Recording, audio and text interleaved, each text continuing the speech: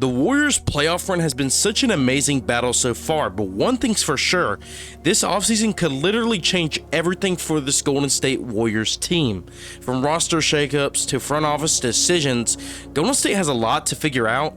So what's next for the Warriors after the playoffs? Some may say it's the end of an era, and honestly, they're not entirely wrong to say that. Let's be real, this Warriors team is no longer the dynasty version it was of the past 10 years, but they still have an elite Steph Curry. Draymond, while he's aging, is still an elite defender, and even with Klay gone, this team's identity has shifted so much as of recently since the Jimmy Butler trade, and they've become a strong force. But that leaves the Warriors to face a brutal question.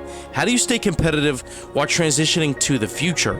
The new core is already here between Steph, Jimmy, and Draymond, but there's even more good things beyond that. They've already started building that next chapter with Brandon Podziemski as a legitimate playmaker with an insane motor, Jonathan Kuminga with an insane amount of athleticism and ability to get downhill and give the Warriors a scoring punch they haven't had in the post-KD years.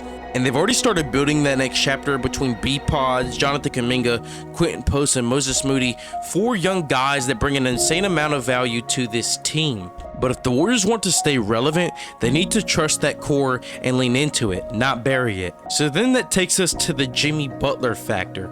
Jimmy Butler brought them something totally different since the trade. He's the closer, a foul drawer, and a tone setter. Even if his health is a concern, his presence transformed this team offensively. But he's also on the clock and he's aging, and if they're gonna win with him, they kind of have to do it now. So it begs the question, what happens next? Here are the options. We could run it back with the young core and hope they keep leveling up, or trade for more size or shooting to balance out the offense, or last but not least, go all in again and maybe even move Picks or Moody for a final push with Steph and the rest of the older core. But then there's more things we need to figure out. Something we've all been questioning: is Steve Kerr still the right guy to coach the next version of this Warriors squad? And all of this kind of has to be decided on rather quickly because Steph isn't waiting around forever.